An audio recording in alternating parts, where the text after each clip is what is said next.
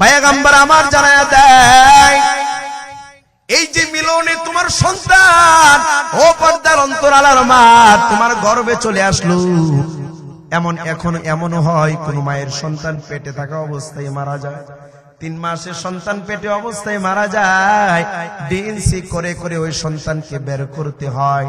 কিন্তু পেটে থাকা অবস্থায় মারা যাওয়ার পর পয়গম্বর জানায়া দেয়, ইবনে মাজাহ শরীফের 1609 নম্বর হাদিসে পয়গম্বর বলেন, কোন মা কোন বাবা যদি সন্তানের মুখ দেখে নাই, ওই অবস্থায় সন্তানের লাশ যদি দেখে নেয়, সন্তানের মরণের খবর যদি তার মায়ের পেটে থেকে পেয়ে যায়, আর যদি আল্লাহকে কোনো অভিযোগ দায়ের না করে, আল্লাহ কেন তুমি আমার সন্তানটাকে মেরে ফেললা? অনেক মা বোন আছে খালি আমারই দেখলে 3 মাস হইতে সন্তানটা নষ্ট হয়ে যায়, আল্লাহ যে কি পাইলো বলে কি বলে না? হুজুর এত চেষ্টা করি ডক্টর দেখাইতে গাইনি দেখাইতে আমার জীবন শেষ, কিন্তু কোন মতো চেষ্টা করে আনি 3 মাসের বেলায় শেষ, ব্লাড যাইতেছে। কি যে একটা অবস্থা! নবীজি জানায়া দেয়, এ বাবা এ মা, এখানে যারা আছো যাদের সন্তান মৃত জন্ম নিল, পয়গম্বর বলেন ওই মা বাবা যদি মৃত সন্তানের প্রতি সন্তুষ্ট থাকে, আল্লাহর দেওয়া সন্তান আল্লাহ নিয়ে গিয়েছেন, ভবিষ্যতে আরো ভালো কিছু দিতে পারেন।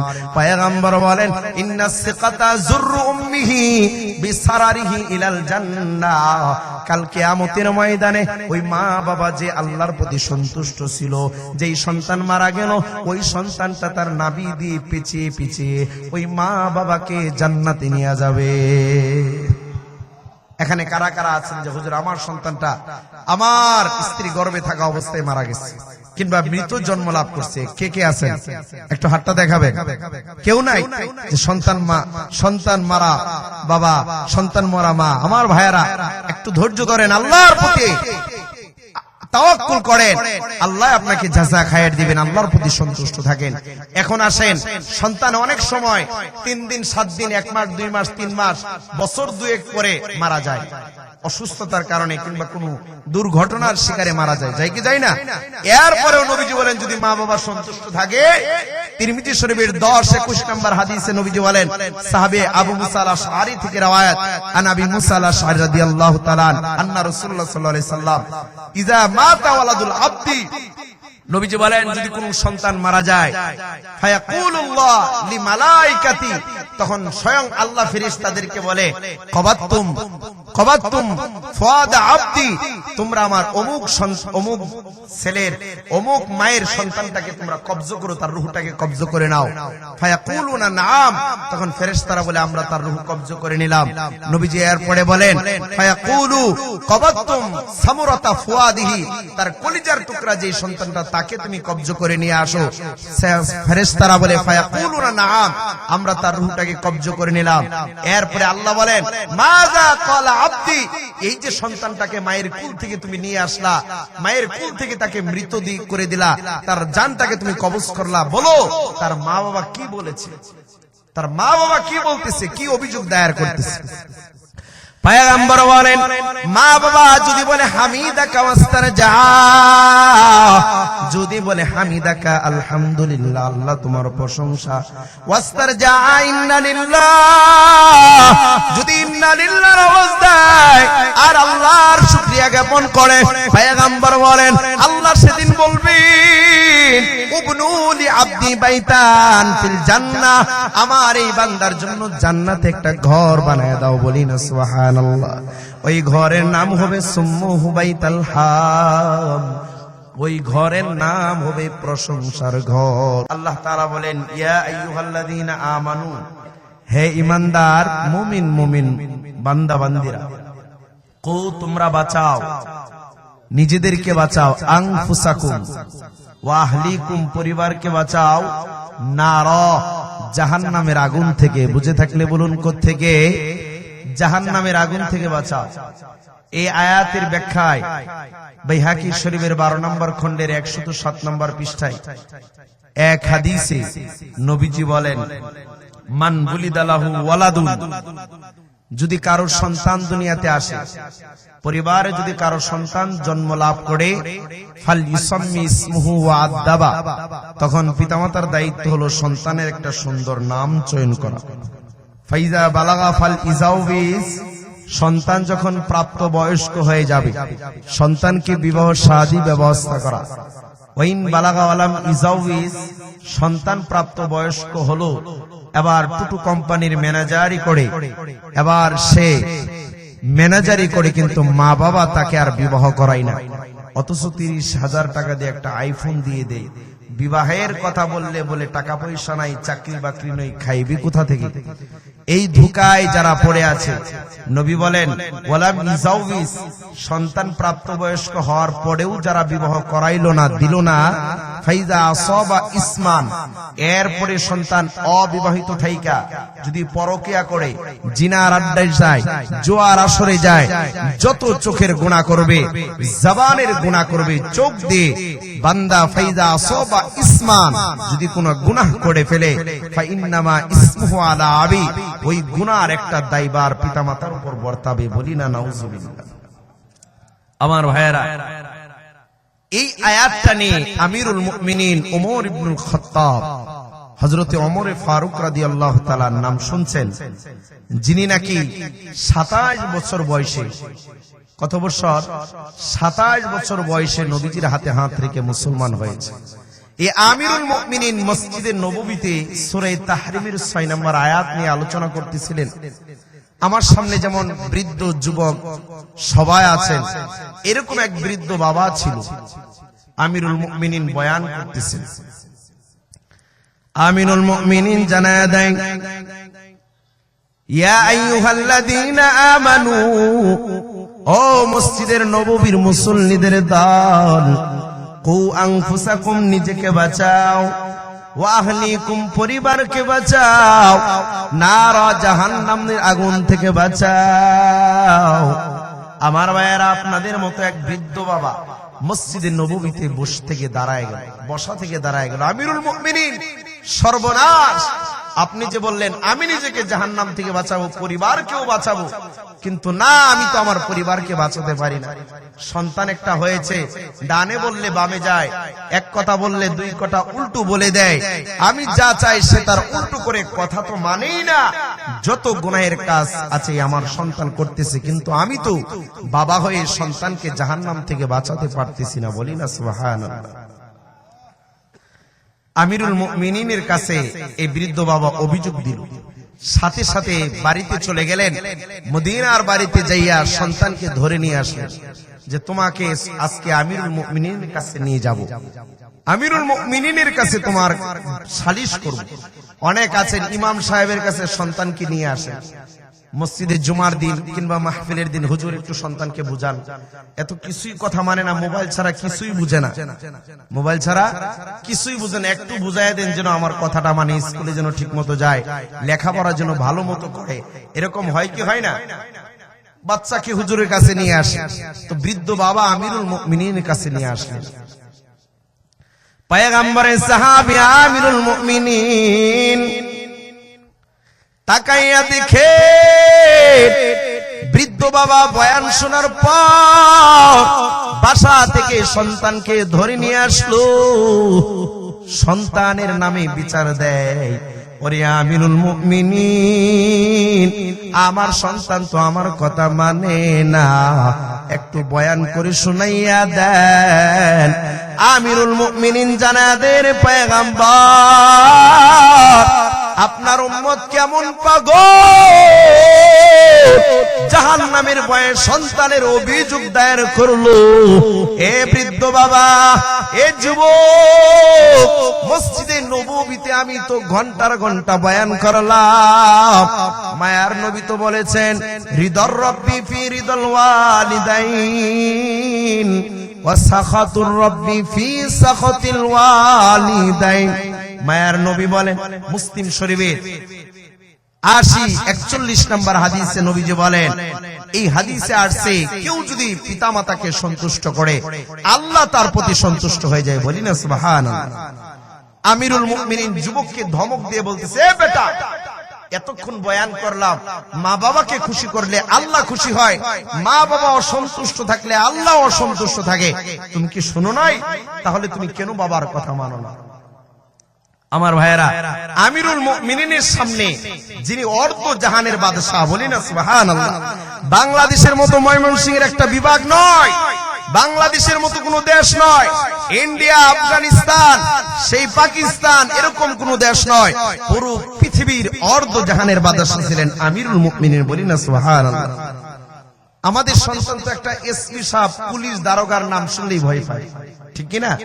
কিন্তু মদিনার সেই সাহাবীর সন্তান বলে, আমিরুল মুমিনিন, আমি একটু বুকটা ফাঁকা করে আপনি সাহস নিয়ে আমি আপনাকে বলতে চাই, আপনার কাছে যে আমি সন্তানের বিরুদ্ধে বাবা যে অভিযোগ দায়ের করলো, আমি বাবার কথা মানি না, বাবা ডানে বললে আমি বামে যাই। আচ্ছা আমিরুল মুমিনিন, আপনার কাছেও বাবার বিরুদ্ধে আমার একটা অভিযোগ, সেটা কি?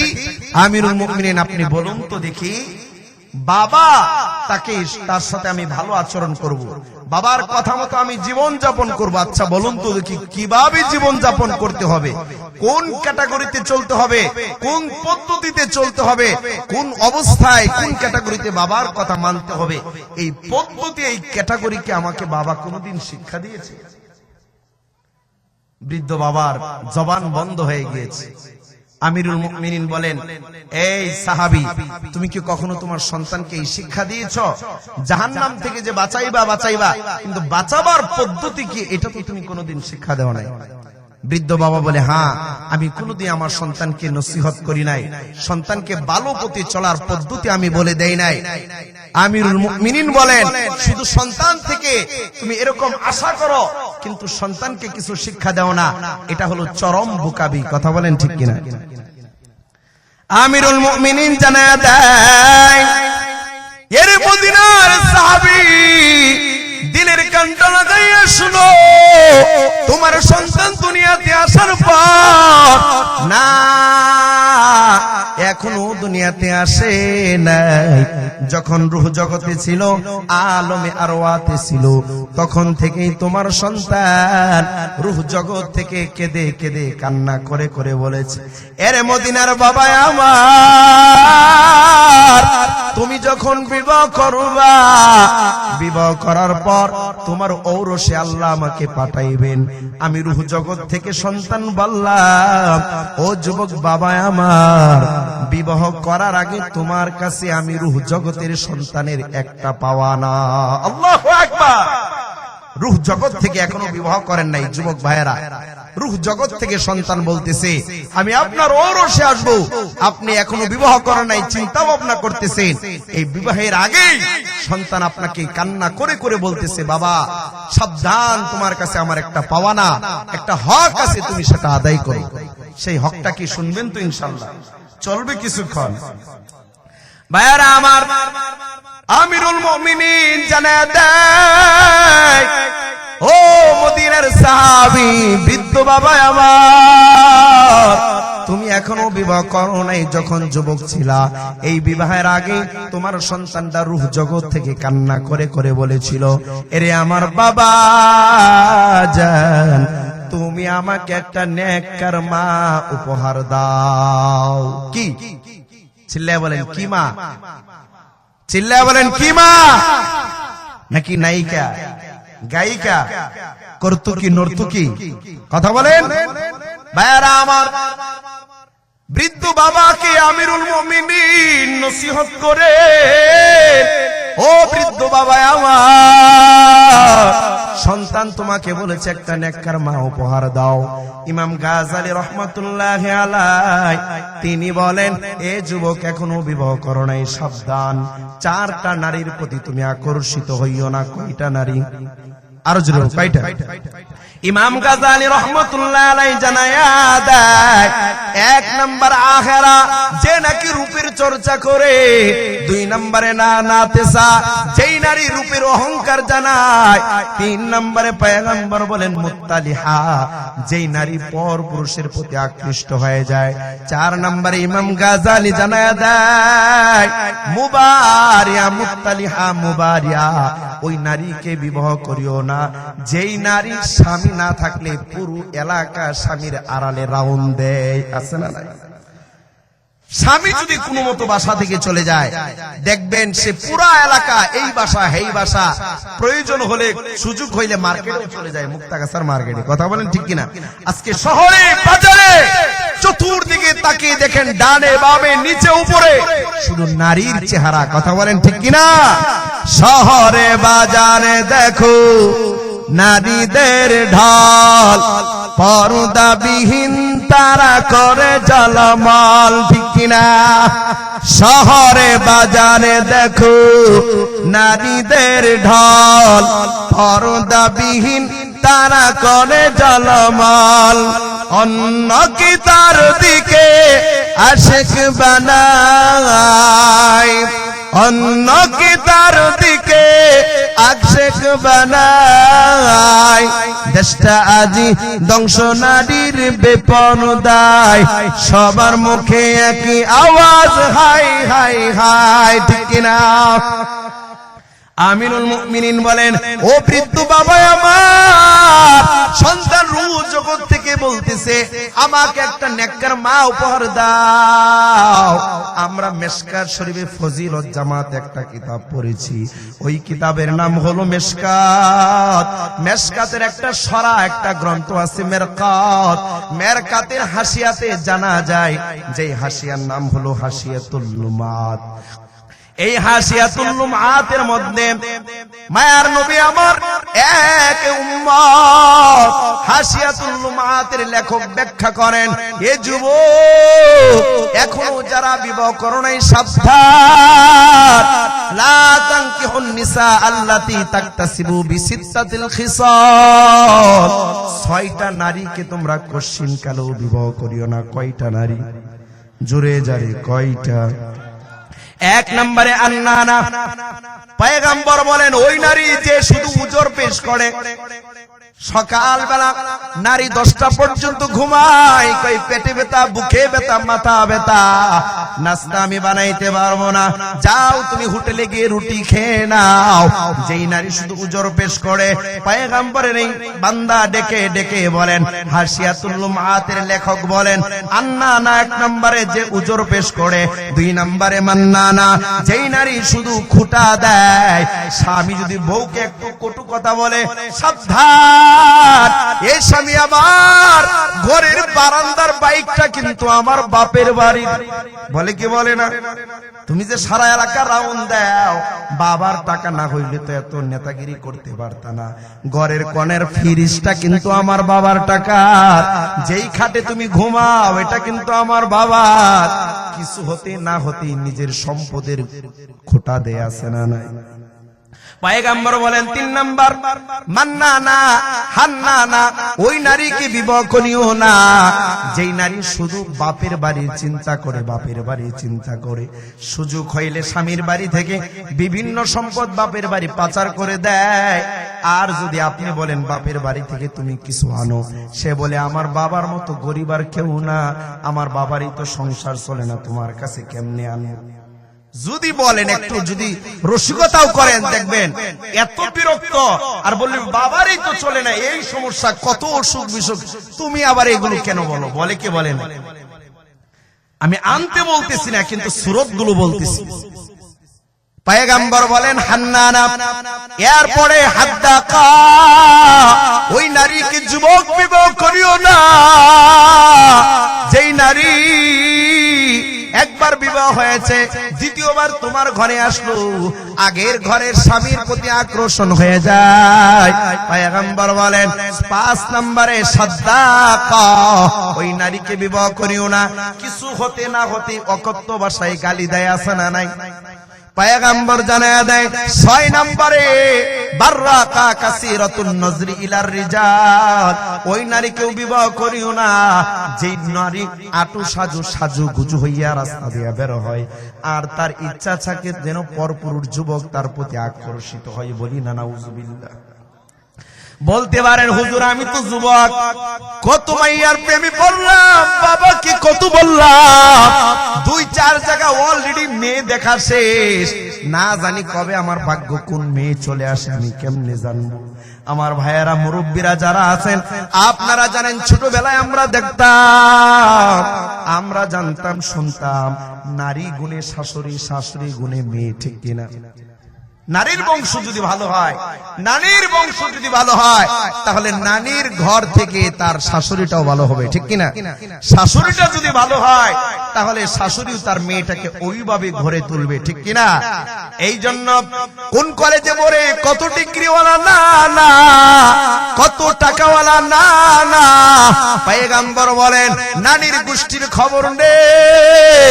বুখারী শরীফের 50-90 নম্বর হাদিসে পয়গম্বর জানায় দেয়, তুনকাহুল মারআতু লিআরবাঈন, চারটা জিনিস দেখে তোমরা বিবাহ করবা। লিমালিহা, এক নম্বরে সম্পদ কেমন আছে, সম্পদ কেমন আছে। কই সম্পদ কেন, কেমন সম্পদ? কই কুফু মিলাইবা।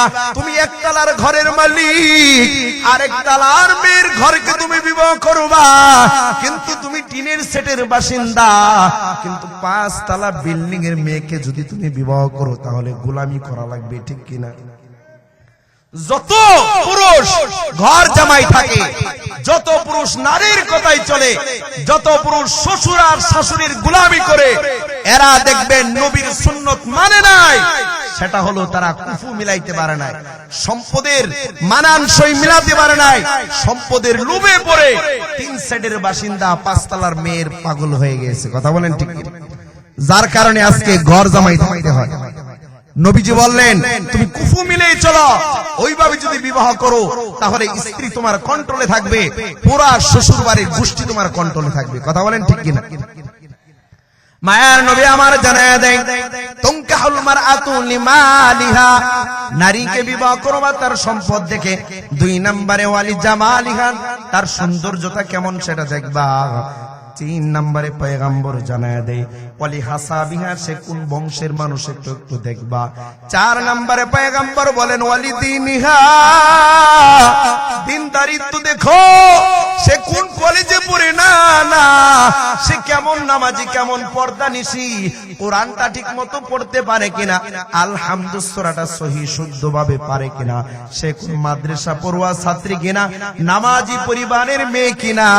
পয়গম্বর বলেন ওয়ালি দীনিহা, দিনদারিত্ব দেখে বিবাহ করাও। ফাজফার বিজাতিদ্দিন, এই দিনদারিত্বকে প্রাধান্য দাও। মায়ার নবী আমার জানায়া দেয় সূরা তুরের 32 নম্বর আয়াত, এই দিনদারি দেখে যদি বিবাহ করো, ইউগনিহিমুল্লাহু মিন ফাদলি, এই বিবাহের বরকতে বান্দা আল্লাহ তোমাকে ধনী বানায় দিবেন। আরো জোরে বলেন না সুবহানাল্লাহ। ভাইয়ারা আমার, আপনাদের কি খারাপ লাগতেছে? হ্যাঁ, চলবে, কতক্ষণ চলবে? এরপরে পয়গম্বর বলেন দিনদারি দেখে যদি বিবাহ করো কেমন লাভ পাইবা। সহিহ আত-তারগীব ওয়াত তারহিব নামক কিতাবে 1994 নম্বর হাদিসে পয়গম্বর জানায়া দেয়, একটা পরিবারের সুখের মূল হলো 4টা জিনিস। কয়টা জিনিস?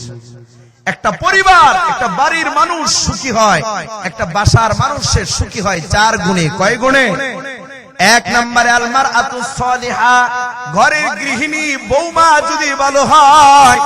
2 নম্বরে আল মারকাবুল হানি, চলাচলের যদি একটা বাহন থাকে। 3 নম্বরে আল মাসকানুল ওয়াসি, বাড়িটা যদি প্রশস্ত হয়, আলো বাতাস যদি ঠিক মতো আসে। 4 নম্বরে পয়গম্বর বলেন আল জারুস সালিহা, বাড়ির পাশের মানুষটা যদি ভালো হয়, অর্থাৎ প্রতিবেশী যদি ভালো হয়, ওই পরিবারটাই 4টা গুণের কারণে সুখী হয়ে যায়। বলি না সুবহানাল্লাহ। মুসলিম শরীফের 35 নম্বর হাদিসে পয়গম্বর জানায়া দেন, আদ-দুনিয়া মাতা ওয়া খায়রু মাতা'id দুনিয়া আল মারআতুস সালিহা, দুনিয়াটা পুরোটাই সুখের জায়গা রে ভাই, দুনিয়াটা পুরোটাই ভোগের জায়গা। তবে কার জন্য? যেই পরিবারের মাটা হবে আল মারআতুস সালিহা, যেই পরিবারের গৃহিণীটা হবে নেককার, ওই পরিবারটা হবে সুখের পরিবার। বলি না সুবহানাল্লাহ। কি জানি বলতেছিলাম, তো বাবা মদিনার সাহাবীকে ওয়াজ করতেছি, বেটা বয়স তো হয়ে গিয়েছে, খালি সন্তানের থেকে সৎ আচরণ চাও, কোনদিন তো আর শিখাইলে না। এই সন্তানই তো রূহ জগৎ থেকে তোমাকে ডেকে ডেকে বলেছিল একটা নেককার মা উপহার দাও। এবার আমিরুল মুমিনিন বলেন, যদি বিবাহ করে ফেলো, যদি করে ফেলো, তখন সন্তান, যে সন্তান তোমার ঔরসে আসবে, যেই সন্তান মা তোমার গর্ভে আসবে, ওই সন্তান রূহ জগৎ থেকে ডেকে ডেকে বলে, আয় আল্লাহ, আমার মা বাবার কাছে দুইটা, মা বাবা উভয়ের কাছে আরেকটা পাওয়া না। বলি না সুবহানাল্লাহ। এই কাজে অনেকেই ফেল হয়ে গিয়েছে। আমার তো মনে হয় এখানে 99% মানুষ মনে হয় এই আমলটার মধ্যে ফেল হয়ে গেছে। যুবক ভাইয়েরা, আমলটা জেনে নেন। বুখারী শরীফের 141 নম্বর হাদিসে নবীজি বলেন, লাউ আতা আহাদুকুম আলা ইমরাতিন, কেউ যদি তার স্ত্রীর সাথে প্রথম নির্জন অবলম্বন করে, অর্থাৎ বাসর ঘর করে, আর ওই নির্জনের সহবাসে যদি সন্তান নেওয়ার ইচ্ছা করে, মানে জন্ম নিয়ন্ত্রণ না করে, পয়গম্বর বলেন ফালইয়াকুল, সেই জন্য বলে বিসমিল্লাহির রহমানির রহিম, আল্লাহর নামে আমি শুরু করতেছি, আল্লাহুম্মা জান্নিবনা শাইতান ওয়া জান্নিবিশ শাইতান আলা মা রাযাকতানা। আয় আল্লাহ, আমাদের এই গোপন মিলামিশায় যেই সন্তান, যেই রিজিক তুমি আমাদেরকে দিবা, এই সন্তানকে শয়তানের ধোঁকা থেকে বাঁচাও। বলি না সুবহানাল্লাহ। আমাদেরকে বাঁচাও, এই সন্তানকে বাঁচাও। নবীজি বলেন ফাকুদিয়া বাইনাহুমা ওয়ালাদুন, ওই মিলনে যদি তাদের কোনো সন্তান হয়ে যায়, নবীজি বলেন কিয়ামত পর্যন্ত, মরণ পর্যন্ত, লা ইয়াদুররুহু শাইতান, ওই সন্তানকে কোনোদিন শয়তান ধোঁকা দিতে পারবে না। বলি না সুবহানাল্লাহ। এখন কয়জন আছেন বুকে হাত দিয়ে বলতে পারবেন, হুজুর ওই দিন ঠিকই এই দোয়াটা পড়ছিলাম, বেশি কিছু নাই বলে বিসমিল্লাহটা বলছিলাম কোনো মতো? মাথা ঠিক থাকে? হ্যাঁ বলেন, আমার সাথে বলেন, বিসমিল্লাহ, বিসমিল্লাহির রহমানির রহিম। আয় আল্লাহ, যে রিজিক দিবা তাকে শয়তানের ধোঁকা থেকে বাঁচাও, এবং আমাদেরকেও শয়তানের ধোঁকা থেকে বাঁচাও। বাংলা বলতে পারবো ইনশাআল্লাহ? পারবো তো যুবক ভাইয়েরা? যুবক ভাইয়েরা পারবো তো ইনশাআল্লাহ? যুবকরা একটু তাকবীর দেই, নারে তাকবীর। দিন ইসলাম, দিন ইসলাম। পয়গম্বর আমার জানায়া দেয়, এই যে মিলনে তোমার সন্তান, ও পর্দার অন্তরালার মা, তোমার গর্ভে চলে আসলো, এখন এমনও হয় কোন মায়ের সন্তান পেটে থাকা অবস্থায় মারা যায়, 3 মাসের সন্তান পেটে অবস্থায় মারা যায়, ডিএনসি করে করে ওই সন্তানকে বের করতে হয়। কিন্তু পেটে থাকা অবস্থায় মারা যাওয়ার পর পয়গম্বর জানায়া দেয়, ইবনে মাজাহ শরীফের 1609 নম্বর হাদিসে পয়গম্বর বলেন, কোন মা, কোন বাবা যদি সন্তানের মুখ দেখে নাই, ওই অবস্থায় সন্তানের লাশ যদি দেখে নেয়, সন্তানের মরণের খবর যদি তার মায়ের পেটে থেকে পেয়ে যায়, আর যদি আল্লাহকে কোনো অভিযোগ দায়ের না করে, আল্লাহ কেন তুমি আমার সন্তানটাকে মেরে ফেললা? অনেক মা বোন আছে খালি আমারই দেখলো 3 মাস হইতে সন্তানটা নষ্ট হয়ে যায়, আল্লাহ যে কি পাইলো বলে, কি বলে না? হুজুর এত চেষ্টা করি ডাক্তার ডক্টর দেখাইতে গাইনি দেখাইতে আমার জীবন শেষ, কিন্তু কোনো মতো চেষ্টা করে আনি 3 মাসের বেলায় শেষ, কয় ব্লাড যাইতেছে। কি যে একটা অবস্থা! নবীজি জানায়া দেয়, এ বাবা, এ মা, এখানে যারা আছো, যাদের সন্তান মৃত জন্ম নিল, পয়গম্বর বলে ওই মা বাবা যদি মৃত সন্তানের প্রতি সন্তুষ্ট থাকে, আল্লাহর দেওয়া সন্তান আল্লাহ নিয়ে গিয়েছেন, ভবিষ্যতে আরো ভালো কিছু দিতে পারেন। পয়গম্বর বলেন, ইন্নাস সিকাতা যুররু উম্মিহি বিসারারিহি ইলাল জান্নাহ, কাল কিয়ামতের ময়দানে ওই মা বাবা যে আল্লাহর প্রতি সন্তুষ্ট ছিল, যেই সন্তান মারা গেল, ওই সন্তানটা তার নাভি দিয়ে পিছিয়ে পিছিয়ে ওই মা বাবাকে জান্নাতে নিয়ে যাবে। এখানে কারা কারা আছেন যে হুজুর আমার সন্তানটা আমার স্ত্রী গর্ভে থাকা অবস্থায় মারা গেছে, কিংবা মৃত জন্ম লাভ করছে? কে কে আছেন একটু হাতটা দেখাবে? কেউ নাই? যে সন্তান মারা বাবা, সন্তান মরা মা, আমার ভাইয়েরা একটু ধৈর্য ধরেন, আল্লাহর প্রতি তাওয়াক্কুল করেন, আল্লাহ আপনাকে জাযা খায়ের দিবেন, আল্লাহর প্রতি সন্তুষ্ট থাকেন। এখন আসেন, সন্তান অনেক সময় 3 দিন 7 দিন 1 মাস 2 মাস 3 মাস বছর 2 পরে মারা যায়, অসুস্থতার কারণে কিংবা কোনো দুর্ঘটনার শিকারে মারা যায়, যায় কি যায় না? এরপরেও নবীজি বলেন যদি মা বাবা সন্তুষ্ট থাকে, তিরমিজি শরীফের 10-21 নম্বর হাদিসে নবীজি বলেন, সাহাবে আবু মুসা আল-আশআরী থেকে রওয়ায়াত, আন আবি মুসা আল-আশআরী রাদিয়াল্লাহু তাআলা আন্না রাসূলুল্লাহ সাল্লাল্লাহু আলাইহি সাল্লাম ইযা মাতা ওয়ালাদুল আবদি, নবীজি বলেন যদি কোন সন্তান মারা যায়, ফায়াকুলুল্লাহ লিমালাইকাতি, তখন স্বয়ং আল্লাহ ফেরেশতাদেরকে বলে, কবাতুম ফুয়াদ আবদি, তোমরা আমার অমুক ছেলের অমুক মায়ের সন্তানটাকে তোমরা কবজ করো, তার রূহটাকে কবজ করে নাও। ফায়াকুলুনা নাম, তখন ফেরেশতারা বলে আমরা তার রূহ কবজ করে নিলাম। নবীজি এরপরে বলেন, ফায়াকুলু কবাতুম সামরাতা ফুয়াদিহি, তার কলিজার টুকরা যে সন্তানটা তাকে তুমি কবজ করে নিয়ে আসো। ফেরেশতারা বলে ফায়াকুলুনা নাম, আমরা তার রূহটাকে কবজ করে নিলাম। এরপরে আল্লাহ বলেন, মাযা ক্বালা আবদি, এই যে সন্তানটাকে মায়ের কুল থেকে তুমি নিয়ে আসলা, মায়ের কুল থেকে তাকে মৃত করে দিলা, তার জানটাকে তুমি কবজ করলা, বলো তার মা বাবা কি বলেছে, তার মা বাবা কি বলতেছে, কি অভিযোগ দায়ের করতেছে। পয়গম্বর বলেন, মা বাবা যদি বলে হামিদাকা ওয়াস্তারজা, যদি বলে হামিদাকা আলহামদুলিল্লাহ, আল্লাহ তোমার প্রশংসা, ওয়াস্তারজা ইন্না লিল্লাহ, যদি ইন্না লিল্লাহর আওয়াজ দেয় আর আল্লাহর শুকরিয়া জ্ঞাপন করে, পয়গম্বর বলেন আল্লাহ সেদিন বলবেন, উবনুলি আবদি বাইতান ফিল জান্নাহ, আমার এই বান্দার জন্য জান্নাতে একটা ঘর বানায় দাও, বলি না সুবহানাল্লাহ। ওই ঘরের নাম হবে সুম্মুহু বাইতাল হাম, ওই ঘরের নাম হবে প্রশংসার ঘর। সুবহানাল্লাহ। আমরা সন্তুষ্ট থাকবো তো আল্লাহর কাছে, থাকবো তো ইনশাআল্লাহ। আমার ভাইয়েরা, এবার যদি সন্তানটা আপনার জীবিত হয়ে যায়, সুস্থ থাকে, তার শিক্ষা দেওয়ার সময় চলে আসে, নবীজি বলেন একে একে প্রতিটা মা বাবার দায়িত্ব একটা পরিবারকে গঠন করার জন্য, পরিবারকে জান্নাতি পরিবার উপহার দেওয়ার জন্য মা বাবার একে একে 12টা দায়িত্ব আছে। কয়টা দায়িত্ব? চিল্লায় বলেন কয়টা? 12টা দায়িত্ব আছে। 1 নম্বরে নবীজি বলেন, সন্তান দুনিয়াতে আসার পরে, আবু দাউদ শরীফের 5105 নম্বর হাদিসে নবীজি বলেন, সন্তান দুনিয়াতে আসার সাথে সাথে রাআইতু রাসূলুল্লাহ সাল্লাল্লাহু আলাইহি সাল্লাম আযানা ফি উযুনি হাসান ইবনে আলী ইবনে তালিব হিনা ওয়ালাদাতু ফাতিমা বিস-সালাহ, সন্তান দুনিয়াতে আসার সাথে সাথে ডান কানে আযান দাও, বাম কানে ইকামত দিয়ে দাও, বলি না সুবহানাল্লাহ।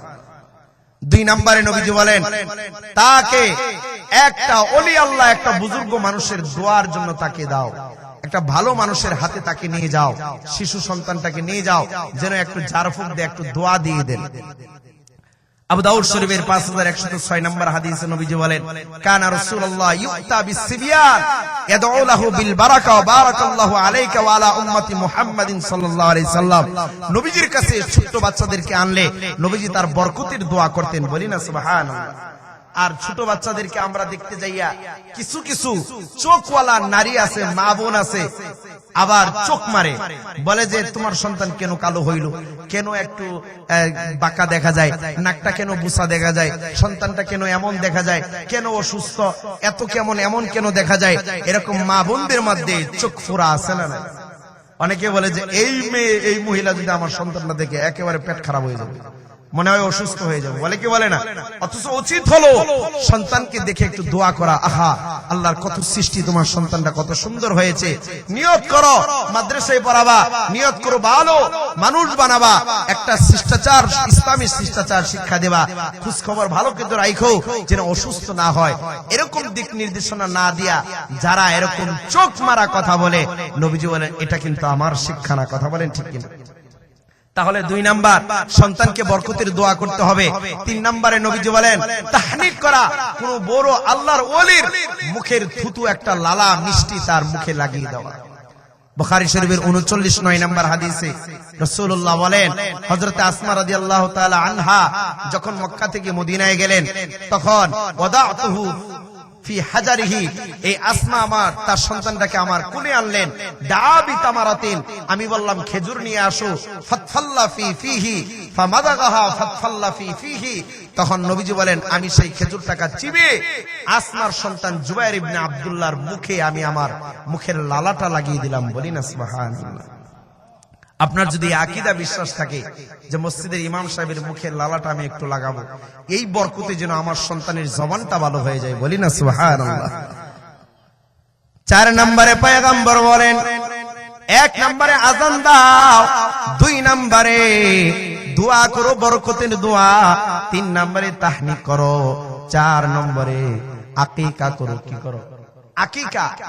মুসলিম শরীফের 42-20 নম্বর হাদিস আছে, কুল্লু গুলামিন রাইনুন বিআকিকাতিহি, প্রতিটা সন্তান তার আকিকার সাথে যুক্ত। আকিকা মানে দূর করা, বালা মুসিবত অসুখ বিসুখ দূর করা।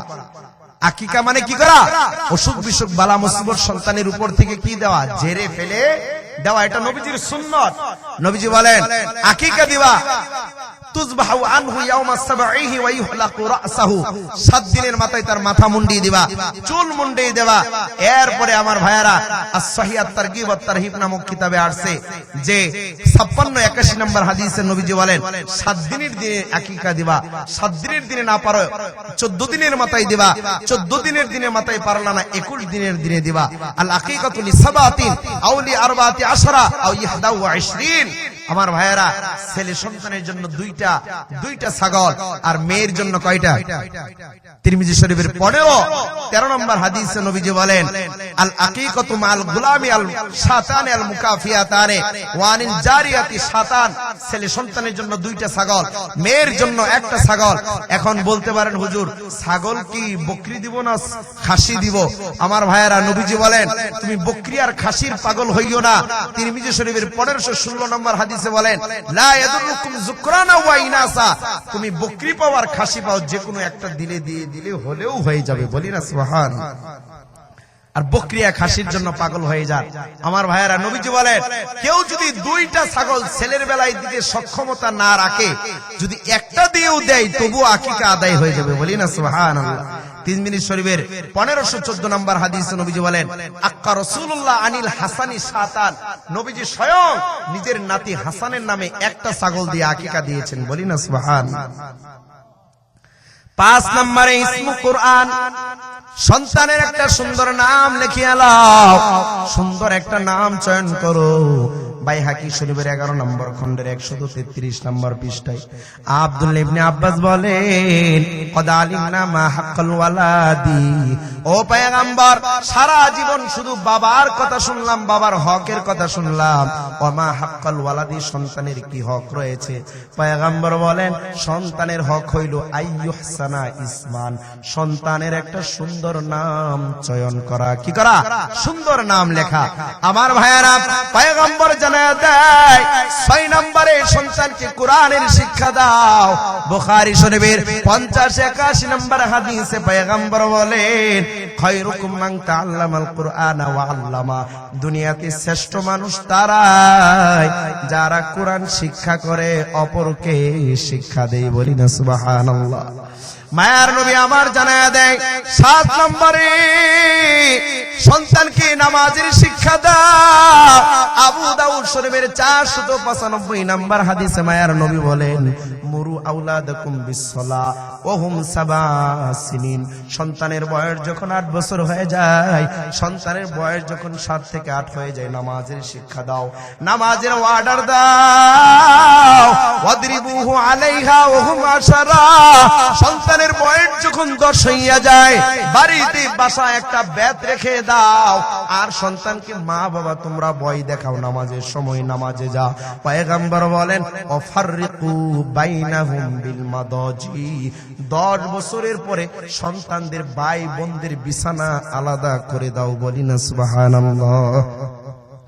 অথচ কত বাবা দুঃখ লাগে, ওই কপাল পুরা মা গো, ওই কপাল পুরা বাবার জন্য দুঃখ লাগে, যে বাবা মানুষের সাথে কথা বলে। আমার সন্তান, আমার ছেলে আর মেয়ের মধ্যে কত সম্পর্ক, কত ভালো সম্পর্ক। ঘুমানোর সময় এক খাটে ঘুমায়, একজনের মাথায় আরেকজন মাথা রেখে ঘুমায়, একজনের পিঠে একজনের বুকে আরেকজন মাথা রেখে ঘুমায়। বলেন না নাউজুবিল্লাহ। অথচ নবীজি বলেন 10 বছরই বিছানা আলাদা করো রে মুমিন, যদি আলাদা না করো ক্ষতির আশঙ্কা আছে না নাই, গুনাহের আশঙ্কা আছে না নাই, আরো যদি বলেন আছে না নাই। আমার ভাইয়ারা, সমাজটা এমন হয়ে গিয়েছে, বাবার কাছে একটা মেয়ে নিরাপদ নয়, কথা বলেন ঠিক কিনা?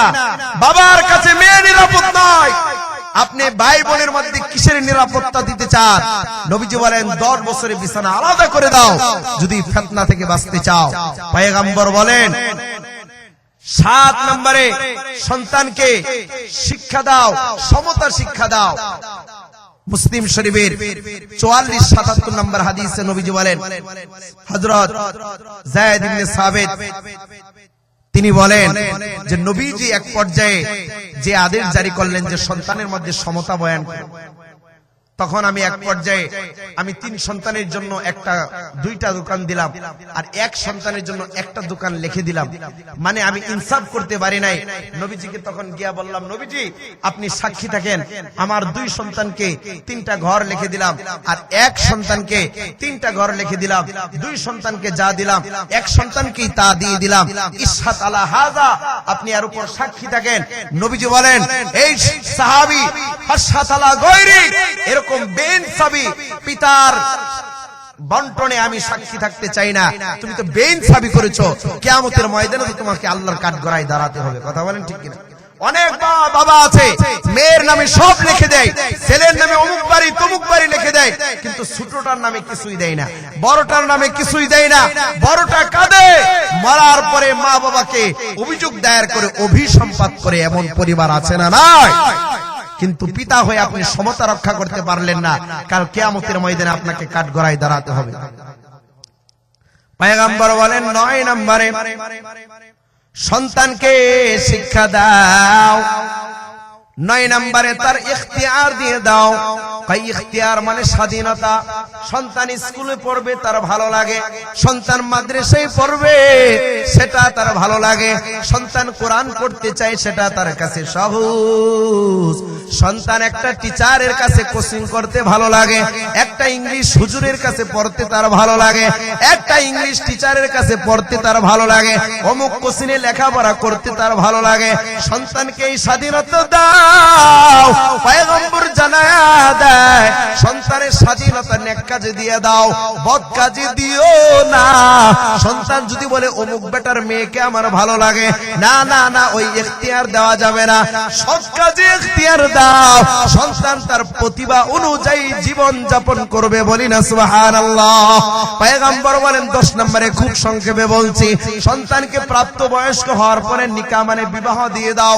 যেই কথা আমি তাবরানী শরীফের 12 নম্বর খণ্ডে 107 নম্বর পৃষ্ঠায় বললাম, পয়গম্বর জানায়া দেয় সন্তান প্রাপ্ত বয়স্ক হইলে বিবাহের ব্যবস্থা করো। কিসের ব্যবস্থা? বিবাহের ব্যবস্থা করো। পয়গম্বর বলেন 11 নম্বরে সন্তানের যখন ভুল হয়ে যাবে, সন্তানের ভুল হয়ে গেলে সন্তানের ভুলটা তুমি ধরে দাও। কিন্তু এটা না করে বাবা এত চড়া মেজাজের মানুষ, কিছু হতে না হতে বাড়িতে একটা মুগর নিয়া, বাঁশ নিয়া, লাঠি নিয়া দৌড়ায়, পুরা শহর দৌড়াইতে থাকে। এই বাপ দাদার তার নানির গোষ্ঠী দিয়ে গালি দেয়, এই বেচারা তুই কেন এই কাজটা করলে, আমার ছেলে হয়ে তুই এই কাজটা কেন করলে? দেখবেন পুরা এলাকা শুধু দৌড়ায়, রাউন্ড দেয়। কয় কে দৌড়াইছে? কয় আমার বাবা দৌড়াইছে, আমার বাবা ঘর থেকে বের করে দিয়েছে, আমার কাছ থেকে এটা নিয়েছে, আমাকে সেটা দেই না।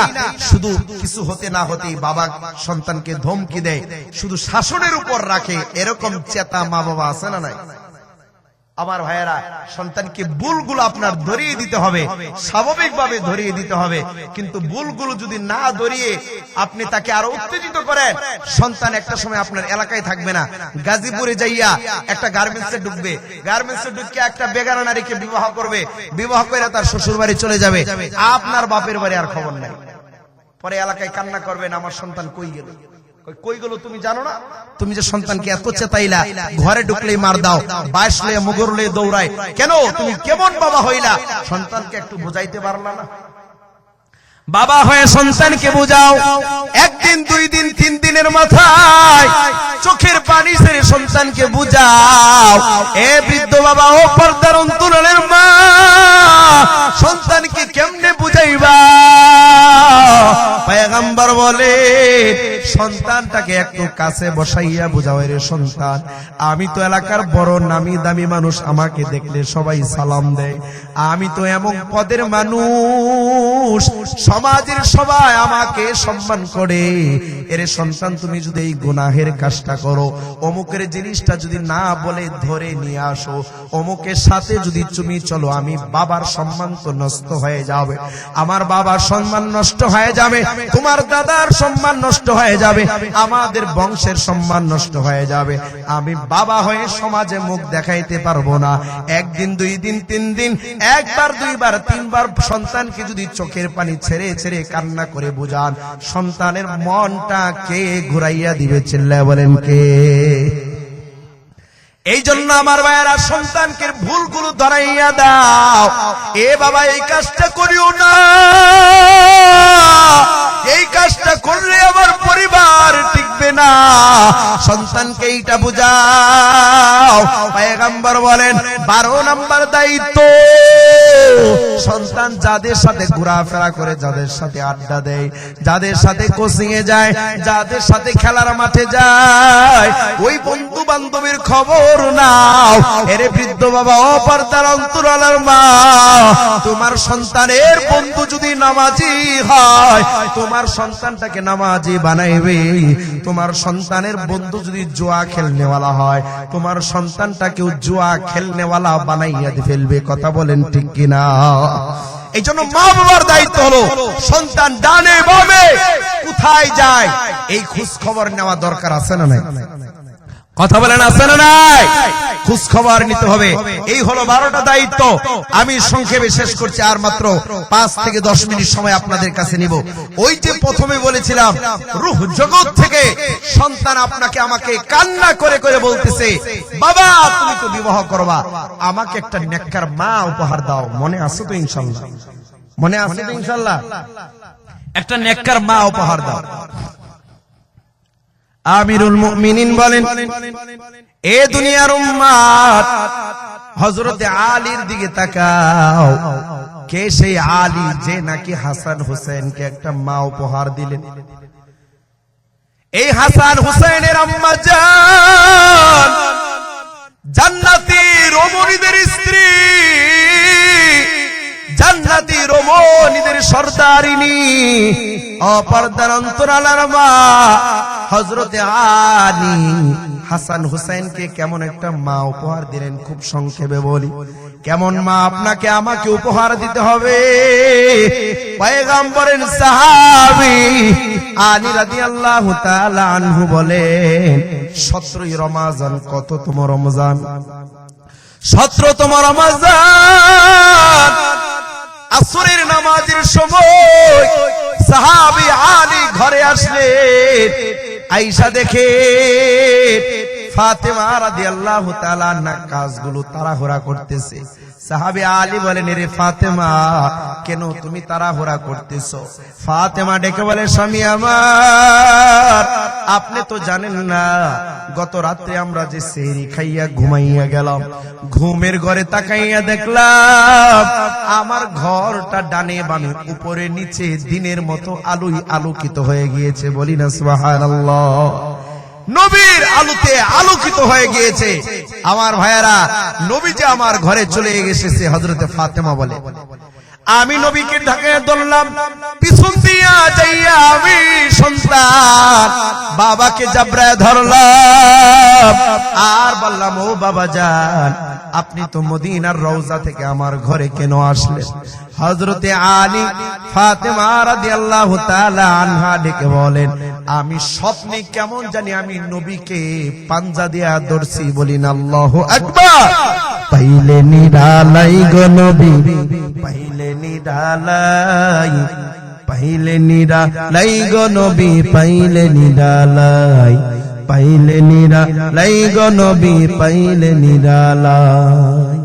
নবীজিকে নিরালাই স্বপ্নে পাওয়া যায়, নবীজিকে সরাসরি স্বচক্ষে জাবরায়ে ধরা সম্ভব না। কিন্তু যারা আমাদের মধ্যে সুন্নি আছে, এরা বলে নবী হাজির, নবী নাজির, নবীরে জাবরায়ে ধরি, নবী সামনে উপস্থিত হয়ে গেলে আমরা বসা থেকে দাঁড়ায় যাই। বলি না নাউজুবিল্লাহ? আমরা বলি নবী হাজির না, নবীকে স্বপ্নে দেখা যায়, নবীকে স্বপ্নে দেখা যায়, নবী আমাদের সামনে এখানে উপস্থিত হতে পারেন না। যদি পারতেন, আমি বলি এই মুহূর্তে সারা বাংলাদেশে মাহফিল হচ্ছে কি হচ্ছে না? এখন যদি সব বক্তারা দুরূদ পড়া শুরু করে, নবী কয়জন? হ্যাঁ, শুধু আপনাদের মুক্তাগাছায় আসলে পরে ময়মনসিংহ শহরে কে যাবে, ঢাকা কে যাবে, কোন নবী যাবে? নবী তো একজন, ঠিক না? তাহলে আমাদের নবী এখানে আসলে বাকিদের জায়গা কখন যাবে? কারণ সবাই তো এক টাইমে দুরূদ পড়তেছে, ঠিক কিনা? তার মানে নবী একজন, নবী রওজায় আছে, নবীকে স্বপ্নে দেখা যায়, স্বপ্নে দেখলে পরে জান্নাত ওয়াজিব হয়ে যায়, বলি না সুবহানাল্লাহ। আর আমরা যারা নবীকে হাজির মানি না, আমাদেরকে ওয়াহাবি বলে। কি বলে?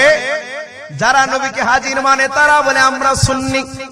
আমি বলবো আমি দুরূদ পড়ি, আমি দুরূদ পড়ি, মিলাদ পড়ি না, তাই বলো ওয়াহাবি, ঠিক কিনা? আমি বসে দুরূদ পড়ি, দাঁড়াই না, তাই বলো ওয়াহাবি। আমি নবী জন্মের কেক কাটি না, তাই বলো ওয়াহাবি। আমি জশ্নে জুলুস বিদাত করি না, তাই বলো ওয়াহাবি। আমি দুরূদ পড়ি, মিলাদ পড়ি না, তাই বলো ওয়াহাবি। আমি দুরূদ পড়ি, বসে দুরূদ পড়ি, দাঁড়াই না, তাই বলো ওয়াহাবি। আমি নবী জন্মের কেক কাটি না, তাই বলো ওয়াহাবি। আমি জশ্নে জুলুস বিদাত করি না, তাই বলো ওয়াহাবি, ঠিক কিনা? বন্ধু শোনো, আবেগ দিয়ে সব চলে না, কোরআন হাদিস মানো। কি মানতে হবে? কোরআন হাদিস মানতে হবে। আমি ওয়াহাবি হয়ে নবীর সুন্নত একটু জানি না, তুমি সুন্নি হয়ে নবীর সুন্নতের ধার ধারো না, ঠিক কিনা?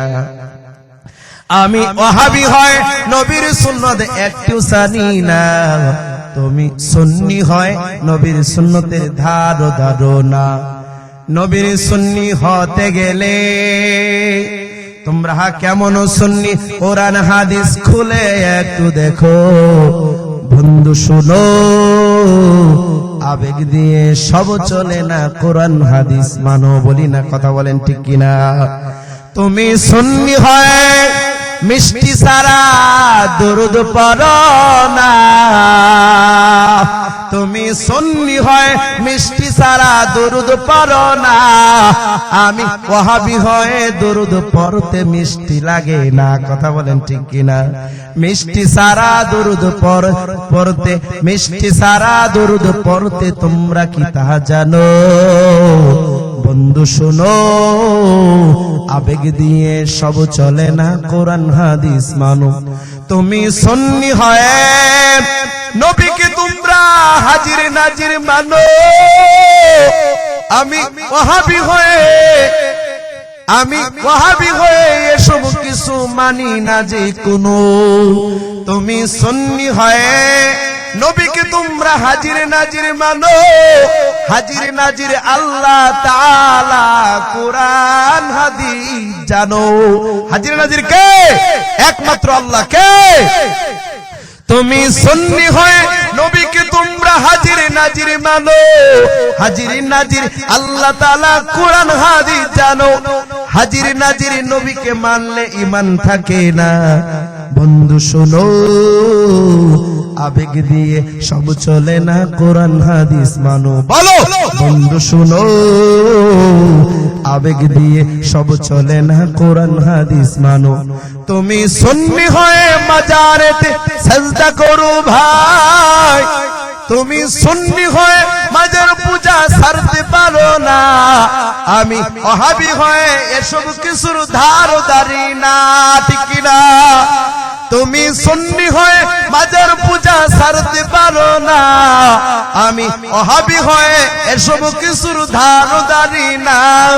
মাজারেতে সিজদা দিলে শিরিক হয় কি জানো? মাজারেতে সিজদা দিলে শিরিক হয় কি জানো?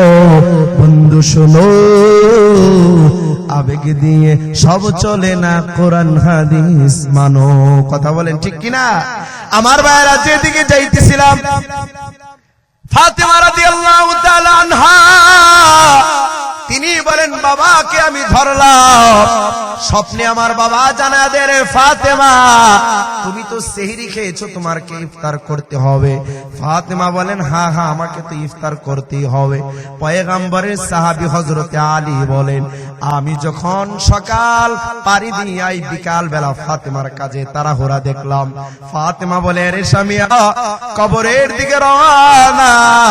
এরে ভাই একটু চোখটা নিচের দিকে দেন, একটু চোখটা বন্ধ করেন রে ভাই, একটু চোখটা নিচের দিকে দিয়া চোখটা বন্ধ করে তাকাইয়া দেখে যেই জান্নাতি রমণী, এত নারী ছিলেন, এত সুন্দর রমণী ছিলেন, জান্নাতি হওয়ার পরও দুনিয়াতে থাকতে পারেন নাই, দুনিয়া থেকে চলে গেলেন। আজকে আমরা কাদেরকে আপন মনে করি? এ ভাই আপন বলতে দুনিয়াতে কেউ নাই। আজকে যদি তোমার মরণ হয়ে যায়, 3 তলা থেকে তোমাকে নিচে ফালাইয়া দিবে, তোমার পরনে যেই জামাগুলো আছে সবগুলো বেলেট দিয়ে কেটে কেটে ফালাইয়া দিবে। সন্তান চলে আসবে মুয়াজ্জিনের কাছে, হুজুর আলাম দিতে কলিজার টুকরা বাবা আমার দুনিয়াতে নাই, হুজুর মাইকে আলান দিন। এ বৃদ্ধ বাবার একটু দিলের কানটা লাগায় শুনে, চোখটা বন্ধ করে একটু মৌতের দিনের একটু ফিকির করেন রে ভাই। হেদায়েতের মালিক একমাত্র আল্লাহ। আপনার যদি গভীর রাতে মরণ হইয়া যায়, সন্তানগুলো আপনার পাশেও বসে থাকবে না। যেই সন্তানের জন্য সারাটা জীবন আপনি খাটলেন, যেই সন্তানের জন্য ভালো ভালো খাবার মুক্তাগাছা শহর থেকে কিনে কিনে খাওয়াইলে, ওই সন্তানটা আপনার রূহটা যাওয়ার সাথে সাথে আপনাকে ভয় পাবে, ভাগের চাইতেও ভয় পাবে রে ভাই। আপনার লাশের কাছেও যাবে না, পরিবারের কেউ আপনাকে পাহারা দিতে চাইবে না। মসজিদের খাদেম যাইবে পাহারা দেওয়ার জন্য, আত্মীয় স্বজন দূর দূরান্ত থেকে আসবে পাহারা দেওয়ার জন্য। আমার ভাই কেউ যাবে সকালবেলা ওই বড়ই পাতে দিয়া পানি গরম করার জন্য, কেউ যাবে বাঁশ বাগানে বাঁশ কাটার জন্য, কেউ যাবে দোকানে কাফনের কাপড়ের ব্যবস্থা করার জন্য রে ভাই। আপনাকে গোসল দিবে, সবাই আপনার আপন ছিল, আজকে সবাই আপনার পর হয়ে যাবে। কবরে যখন শুয়াইবে, মায়ার নবী বলে কবরে আসার সাথে সাথে তার সব আমল বন্ধ হয়ে যাবে, 1 থেকে 3টা আমল তার বাকি থাকবে, 1 থেকে 3টা আমল বাকি থাকবে। 1 নম্বরে হলো সাদকাতুন জারিয়া।